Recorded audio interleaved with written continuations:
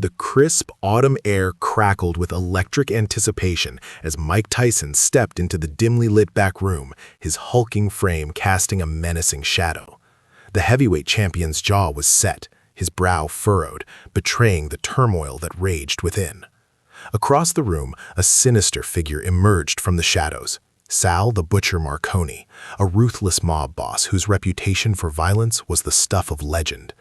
Tyson felt a chill run down his spine as Marconi's cold, calculating gaze bore into him. "So, you've decided to grace us with your presence, champ," Marconi drawled, a serpentine smile curling his lips. "I trust you know why you're here?" Tyson's fists clenched at his sides, the muscles in his neck standing out in stark relief. "Yeah, I know. You want me to throw the fight?" Marconi chuckled, the sound devoid of any warmth. "Throw the fight? No, my friend. I want you to do more than that. I want you to lose. Lose and lose big. Understood?" The champion's jaw tightened, his eyes narrowing. "You can't be serious. Do you have any idea how much that fight is worth to me? My reputation, my legacy, everything I've worked for is on the line." Marconi's expression darkened, his voice dropping to a menacing growl. "Your legacy. That's cute, champ. But you seem to have forgotten who's calling the shots here. You either do what I say, or—" He let the threat hang in the air, the unspoken consequences sending a chill through Tyson's core. Tyson's mind raced, weighing the impossible decision before him. On one hand, his loyalty to the criminal organization that had protected him, nurtured his career, and kept him out of trouble. On the other, the burning desire to prove his worth, to cement his place in the pantheon of boxing greats. The conflict tore at his soul, leaving him feeling utterly trapped. Just as Tyson was about to reluctantly concede, a commotion erupted outside the door. The sound of raised voices, followed by the unmistakable thud of a body hitting the floor, drew their attention. Suddenly, the door burst open, and there stood Muhammad Ali, his eyes blazing with righteous fury. "What in the hell is going on here?" Ali thundered, his imposing presence filling the cramped room. "Mike, my brother, what have you gotten yourself into?" Tyson felt a surge of both relief and dread. Relief that his mentor and idol had arrived, but dread at the thought of having to face the man he had long revered. Marconi's eyes narrowed, his lips curling in a sneer. Well, if it isn't the great Muhammad Ali himself, to what do we owe this intrusion?" Ali's gaze shifted to Tyson, his expression softening with concern. "Mike, I know you've been through a lot, but this, throwing a fight for these animals?" He shook his head, the disappointment etched on his face. "I thought you were better than this, son." Tyson felt a wave of shame wash over him, the weight of Ali's words cutting him to the core. He opened his mouth to speak, to try and explain, but the words caught in his throat. Marconi let out a derisive laugh. "This is rich. The great Ali come to lecture us on the virtues of integrity and sportsmanship. Tell me, champ, how many of your own fights did you fix, Ali's eyes narrowed, his jaw tightening. "That's in the past, Marconi. What matters now is doing the right thing. And Mike?" He turned his gaze back to Tyson, his voice softer, pleading. "You know this isn't the path you want to walk." Tyson felt the walls closing in, the conflicting emotions tearing him apart. He looked from Marconi's cold, unyielding stare to Ali's compassionate gaze, and in that moment, he knew what he had to do. The crisp autumn air crackled with electric anticipation as Mike Tyson stepped into the dimly lit back room, his hulking frame casting a menacing shadow. The heavyweight champion's jaw was set, his brow furrowed, betraying the turmoil that raged within. Across the room, a sinister figure emerged from the shadows. Sal the Butcher Marconi, a ruthless mob boss whose reputation for violence was the stuff of legend. Tyson felt a chill run down his spine as Marconi's cold, calculating gaze bore into him. "So, you've decided to grace us with your presence, champ," Marconi drawled, a serpentine smile curling his lips. "I trust you know why you're here." Tyson's fists clenched at his sides, the muscles in his neck standing out in stark relief. "Yeah, I know. You want me to throw the fight?" Marconi chuckled, the sound devoid of any warmth. Throw the fight? No, my friend. I want you to do more than that. I want you to lose, and lose big. Understood? The champion's jaw tightened, his eyes narrowed. You can't be serious. Do you have any idea how much that fight is worth to me? My reputation, my legacy, everything I've worked for is on the line. Marconi's expression darkened, his voice dropping to a menacing growl. Your legacy? That's cute, champ. But you seem to have forgotten who's calling the shots here. You either do what I say, or... He let the threat hang in the air, the unspoken consequences sending a chill through Tyson's core. Tyson's mind raced, weighing the impossible decision before him. On one hand, his loyalty to the criminal organization that had protected him, nurtured his career, and kept him out of trouble. On the other, the burning desire to prove his worth, to cement his place in the pantheon of boxing greats. The conflict tore at his soul, leaving him feeling utterly trapped. Just as Tyson was about to reluctantly concede, a commotion erupted outside the door. The sound of raised voices, followed by the unmistakable thud of a body hitting the floor, drew their attention. Suddenly, the door burst open, and there stood Muhammad Ali, his eyes blazing with righteous fury. What in the hell is going on here? Ali thundered, his imposing presence filling the cramped room. Mike, my brother, what have you gotten yourself into? Tyson felt a surge of both relief and dread. Relief that his mentor and idol had arrived, but dread at the thought of having to face the man he had long revered.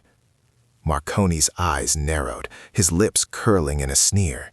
Well, if it isn't the great Muhammad Ali himself, to what do we owe this intrusion? Ali's gaze shifted to Tyson, his expression softening with concern. Mike, I know you've been through a lot, but this? Throwing a fight for these animals? He shook his head, the disappointment etched on his face. I thought you were better than this, son. Tyson felt a wave of shame wash over him, the weight of Ali's words cutting him to the core. He opened his mouth to speak, to try and explain, but the words caught in his throat. Marconi let out a derisive laugh. Oh, this is rich. The great Ali come to lecture us on the virtues of integrity and sportsmanship. Tell me, champ, how many of your own fights did you fix? Ali's eyes narrowed, his jaw tightening. That's in the past, Marconi. What matters now is doing the right thing. And Mike? He turned his gaze back to Tyson, his voice softer, pleading.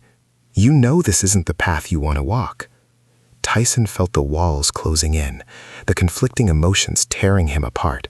He looked from Marconi's cold, unyielding stare to Ali's compassionate gaze, and in that moment, he knew what he had to do.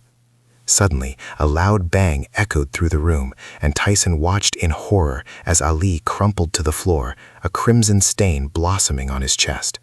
Marconi stood with a smoking gun in his hand, a twisted smile on his face. You see, champ, Marconi said, his voice dripping with malice. I'm not in the business of giving second chances. Tyson's world shattered in that instant. The man he had looked up to, the one who had inspired him to be more than just a fighter, lay dying on the ground. Rage and grief consumed him, and in a blinding moment of fury, he launched himself at Marconi, his massive fists swinging with the full force of his devastation. The two men grappled and traded blows, the air thick with the sound of their struggle. Tyson knew that he was fighting for more than just his own life. He was fighting for Ali's legacy, for the ideals he had always strived to uphold. As the battle raged on, Tyson felt his strength begin to wane, Marconi's relentless onslaught taking its toll. Just when he thought he couldn't hold on any longer, a sudden commotion outside the door drew their attention. Gunshots rang out, and the sounds of chaos filled the air.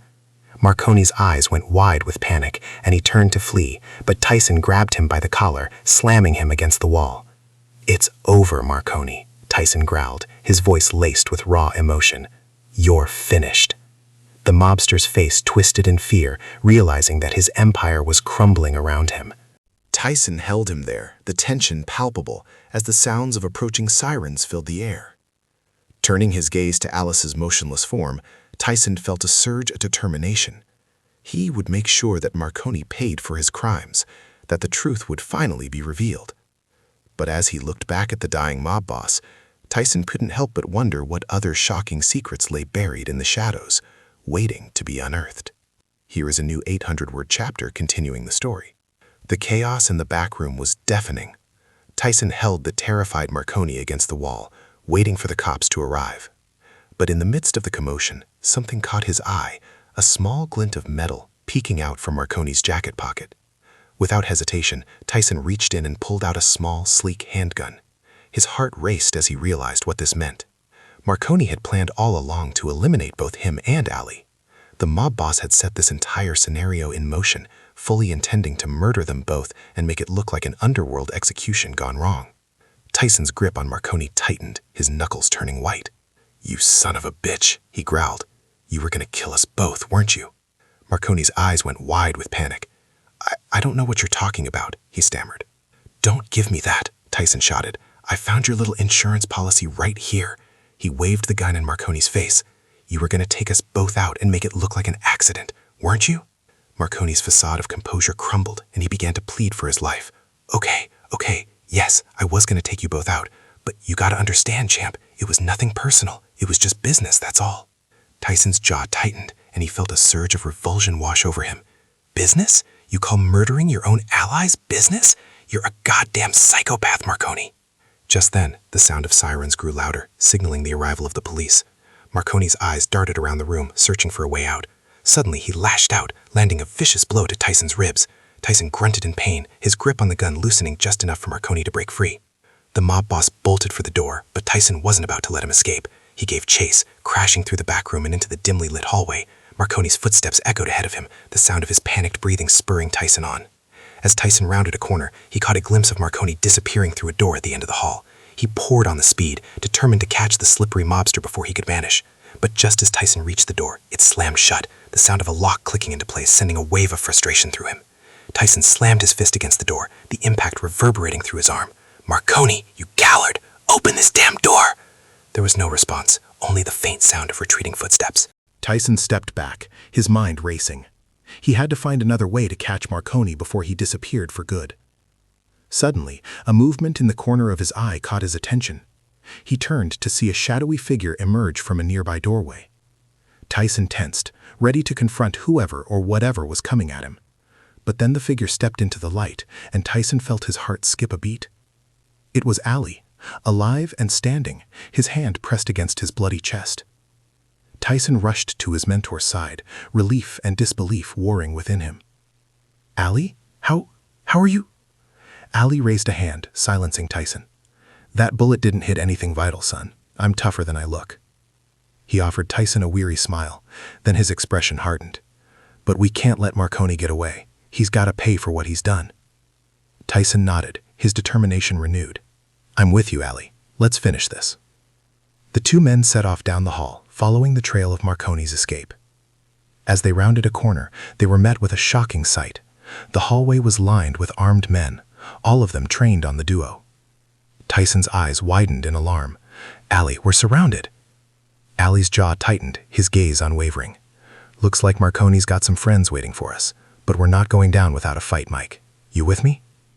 Tyson felt a surge of adrenaline coursing through his veins. "All the way, champ." The two men braced themselves, ready to face whatever came next. But as the armed men began to advance, a sudden realization dawned on Tyson. This wasn't just about Marconi and his criminal empire anymore.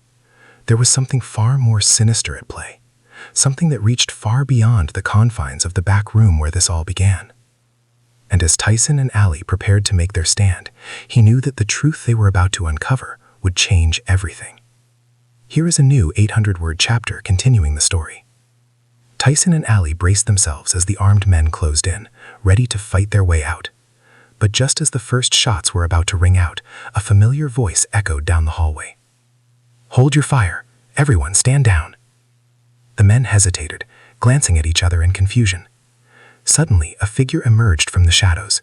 It was Senator Robert Kennedy, his face etched with a mix of relief and concern. "Mike, Ali, thank God you're both all right," Kennedy said, hurrying towards them. "We've been trying to locate you for hours." Tyson and Allie exchanged a bewildered look. "Senator Kennedy?" Tyson said, his brow furrowed. "What the hell is going on here?" Kennedy's expression darkened. "This goes deeper than any of us imagined, Mike. Marconi was just the tip of the iceberg." He gestured to the armed men, who had lowered their weapons but remained tense and alert. "These men work for me. They're part of a special task force investigating a massive corruption scandal that reaches all the way to the top." Tyson felt a chill run down his spine. "You mean—" Marconi was working with someone in the government? Kennedy nodded solemnly. Exactly. And we have reason to believe that he's not the only one. There's a powerful network of politicians, law enforcement, and organized crime figures who have been colluding for years, using their positions of power to line their own pockets and cover up their illicit activities. Allie's eyes narrowed, his voice heavy with disgust. So all of this, the threats, the violence, the murder attempt on both of us, it was all part of some bigger conspiracy? "I'm afraid so," Kennedy replied, his face grave. Marconi and his associates were willing to go to any lengths to protect their operation, even if it meant eliminating two of the most influential figures in the world of boxing. Tyson felt a surge of rage coursing through him. Those bastards, they tried to ruin everything I've worked for, everything I believe in, and they were willing to kill us both to keep their dirty little secret. Kennedy placed a hand on Tyson's shoulder, his expression empathetic. "I know, Mike. But now we have a chance to expose the truth, to bring these criminals to justice. With your help, we can take down this entire network of corruption." Tyson looked to Allie, who met his gaze with a resolute nod. "We're in," Tyson said, his voice firm. "Whatever it takes, we'll do it." Kennedy smiled, a glimmer of hope in his eyes. "I was hoping you'd say that. We've got a lot of work ahead of us, but I believe together we can make a real difference." Just then, a commotion erupted at the far end of the hallway. Tyson and Allie whirled around to see Marconi making a desperate break for freedom, several of Kennedy's men in hot pursuit. "Don't let him get away," Kennedy shouted, his voice cutting through the chaos. Tyson and Allie didn't hesitate. They took off after Marconi, their feet pounding against the hard floor as they gave chase. The mob boss was fast, but Tyson's sheer power and Allie's agility gave them the edge they needed. As they rounded a corner, Marconi made a desperate lunge for a set of stairs, hoping to lose them in the maze of corridors. But Tyson was right on his heels, and with a sudden burst of speed, he tackled the man to the ground, sending them both tumbling down the steps. Marconi let out a pained grunt as they hit the landing, Tyson's massive frame pinning him in place. The mob boss thrashed and struggled, but Tyson held him firm, his eyes burning with a mix of triumph and fury. "It's over, Marconi," Tyson growled. "You've got nowhere left to run." Marconi's face twisted with panic. "You have no idea what you're up against, champ. This is just the beginning." Tyson's brow furrowed. "What are you talking about?" Marconi let out a sinister chuckle. "Heh, you think this is about me? Oh no, my friend. This is just the tip of the iceberg. There are forces at work here that you can't even begin to comprehend." Tyson felt a chill run down his spine. "What do you mean?" But before Marconi could respond, a sudden gunshot rang out, the sound echoing through the stairwell. Tyson felt a searing pain in his shoulder, and he cried out in agony, his grip on Marconi momentarily loosening. The mob boss seized the opportunity, slipping free and scrambling to his feet. Tyson watched in horror as Marconi turned and fled, disappearing into the darkness. Clutching his wounded shoulder, Tyson looked up to see Allie standing at the top of the stairs, his face a mask of concern. "Mike, are you all right?" Tyson gritted his teeth against the pain. "He'm fine, but Marconi, he got away." Kali's expression hardened. "We'll find him, Mike, but right now we need to get you some medical attention." As the two men made their way back to Kennedy and his men, Tyson couldn't shake the unnerving feeling that this was just the beginning of a much larger, more sinister plot. Marconi's cryptic words had shaken him to the core, and he knew that the path ahead would be fraught with danger and uncertainty. But with Allie by his side and Kennedy's resources at their disposal, Tyson was determined to uncover the truth, no matter the cost. The corruption ran deep, and they were just scratching the surface. What other shocking secrets were waiting to be unearthed? Here is a new 800-word chapter continuing the story. Tyson winced as the medic bandaged his wounded shoulder. The pain was intense, but it was nothing compared to the turmoil raging within him. Marconi's parting words had shaken him to the core. There are forces at work here that you can't even begin to comprehend. What did that even mean? What kind of conspiracy was he talking about? Tyson's mind was spinning with questions, but he knew he had to stay focused. There was still a job to be done. As the medic finished up, Senator Kennedy approached, his face a grave expression. "How are you holding up, Mike?" Tyson flexed his arm, testing the mobility. "He'll live, but Marconi got away. I let him slip through my fingers." Kennedy placed a reassuring hand on Tyson's good shoulder. "Don't be too hard on yourself. The important thing is that we've dealt a major blow to his organization, and with your help, we're going to take this whole thing down." Tyson nodded, determination etched on his face. "Damn right, I want in, Senator. Whatever it takes to bring these bastards to justice." Kennedy smiled, a glimmer of hope in his eyes. "That's what I was hoping you'd say. You and Allie are the key to all of this." Allie, who had been silent up until this point, finally spoke up. "So what's the plan, Senator? Where do we go from here?" Kennedy's expression turned serious. "Well, the first order of business is to track down Marconi. We need to find out what other secrets he's been hiding, but that's just the beginning." He paused, gauging their reactions. "You both need to understand the gravity of what we're up against. This isn't just about one corrupt mobster." Marconi was part of a much larger network, one that goes all the way to the top of the government. Tyson felt a chill run down his spine. "You mean there are politicians involved in this?" Kennedy nodded solemnly. "I'm afraid so. We've uncovered evidence of a sprawling conspiracy, with influential figures from both parties colluding with organized crime bosses like Marconi. They've been using their power and connections to line their own pockets and cover up their illegal activities." Ali's brow furrowed, his voice laced with disgust. "And they were willing to have us killed to keep it all under wraps?" "Exactly," Kennedy said. "Marconi and his associates saw you both as threats. They couldn't risk you exposing the truth." Tyson felt a surge of rage coursing through him. "Those sons of bitches! They tried to ruin everything we've worked for." Kennedy held up a hand, his expression grave. "I know, Mike. Believe me, I share your anger. But we can't let that cloud our judgment. We need to stay focused and play this smart. These people are dangerous, and they have resources we can't even begin to imagine." Tyson took a deep breath, trying to rein in his emotions. "Okay, so what's the next move?" Kennedy's gaze shifted to Ali. "That's where you come in, Mohammed. Your influence and reputation are going to be crucial in this fight. We need to get the public on our side, rally support for a full investigation." Ali nodded, his eyes narrowed. "Consider it done, Senator. I'm ready to do whatever it takes." Kennedy turned to Tyson. "And Mike, I'm going to need you to go undercover. You've got connections in the criminal world that we can use to our advantage. We need you to dig deeper, find out what other secrets Marconi and his associates are hiding." Tyson felt a pit forming in his stomach. "Undercover? You want me to go back in there after what they tried to do to me and Ali?" Kennedy placed a hand on Tyson's arm, his expression earnest. "I know it's a lot to ask, Mike, but you're the only one who can get us the intel we need to take these guys down. And with Ali and my team backing you up, I promise we'll keep you safe." Tyson looked to Ali, searching his mentor's face for guidance. Ali met his gaze, a silent understanding passing between them. "I'm with you, Mike," Ali said, his voice firm. "We're in this together." Tyson felt a surge of resolve wash over him. He knew the risks, but the thought of these corrupt politicians and mobsters getting away with their crimes was unacceptable. He had to do this, for his own legacy, for Ali's, and for the sake of justice. "All right, Senator," Tyson said, his voice laced with determination. "Let's do this." As Tyson prepared to dive back into the dark world of organized crime, he couldn't shake the unnerving feeling that the revelations to come would shake the very foundations of the country he loved.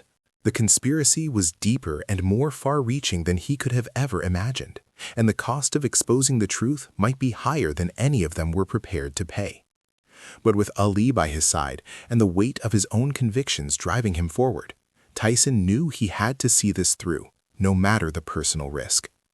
The fate of the nation hung in the balance, and he wasn't about to let these corrupt bastards win. Here is the final 800-word chapter to conclude the story. The weeks that followed were a whirlwind of activity as Tyson and Ali dove headfirst into unraveling the conspiracy. Under Senator Kennedy's guidance, they navigated the treacherous world of backroom deals and dirty politics, painstakingly piecing together the sprawling web of corruption. Tyson's undercover work was especially harrowing. He had to regain the trust of Marconi's criminal associates, all the while feeding intelligence back to Kennedy's team. It was a delicate balancing act, with the threat of exposure or betrayal looming over him at every turn. But Tyson's steely determination and unwavering sense of justice kept him going. He knew that exposing the truth was the only way to honor Ali's legacy and set things right. And with his mentor's steady presence by his side, he found the strength to push forward, no matter how dire the circumstances became. As the investigation deepened, the scope of the conspiracy only grew more staggering. Politicians, law enforcement officials, and even high-profile business leaders were all implicated in the web of graft and deceit. The revelations were explosive, rocking the very foundations of the country and sparking a national outrage. Tyson and Ali became the public faces of the crusade, using their influence and star power to rally the masses and demand accountability. They testified before Congress, gave impassioned speeches, and even faced down threats and intimidation tactics from the shadowy figures they were up against. But the two champions refused to back down. They weathered the storm, their bond of friendship and shared sense of purpose only growing stronger in the face of adversity. Together, they stood tall, unwavering in their commitment to justice and the pursuit of the truth. And finally, after months of relentless investigation and public pressure, the dam broke. A series of high-profile arrests and resignations shook the political establishment to its core, exposing the depth and breadth of the corruption. Marconi and his associates were brought to justice, their empire crumbling around them. Tyson watched with a sense of grim satisfaction as the men who had tried to destroy him and Ali were led away in handcuffs. It was a bittersweet victory, but one that filled him with a profound sense of purpose. As the dust settled, Tyson and Ali found themselves at a crossroads. The fight was over, but the work was far from done. They had uncovered a rot that ran deeper than anyone could have imagined, and they knew that true healing and reform would take time and unwavering vigilance. Turning to his mentor, Tyson placed a hand on Ali's shoulder. "What now, champ?" Ali's eyes shone with a mix of pride and determination. "Now, we keep fighting, Mike. This is just the beginning. We've got to stay vigilant, keep the pressure on, and make sure these bastards never again get the chance to threaten the integrity of our sport, our country, or our way of life." Tyson nodded, a resolute expression on his face. "I'm with you, Ali, all the way." The two men shook hands, their grip firm and unwavering. They had been through hell together, but their bond had only grown stronger. And as they stood there, surrounded by the aftermath of their victory, they knew that this was just the start of a new chapter in their lives, one where they would continue to be champions, not just in the ring, but in the fight for justice and the preservation of everything they held dear. In the months and years that followed, Tyson and Ali remained at the forefront of the effort to root out corruption and hold those responsible accountable. They used their platforms to inspire others, to rally the public, and to keep the pressure on those in power. It was a long and arduous battle, with setbacks and challenges at every turn, but Tyson and Ali never wavered, their commitment to the cause as steadfast as the day they first set out on this crusade. And as they looked back on the road they had traveled, they knew that the price they had paid, the blood, sweat, and tears, had been worth it. For they had not only protected the legacies they had worked so hard to build, but they had also played a vital role in safeguarding the very foundations of the country they loved. Their names would be etched in history, not just as legendary athletes, but as champions of justice, men who had the courage to stand up and fight against the forces of corruption, no matter the cost. And as they looked towards the future, Tyson and Ali knew that their work was far from over, but they were ready, their bond stronger than ever, and their determination unbreakable. For they were more than just champions. They were the guardians of a dream, the defenders of a legacy that would endure long after they were gone.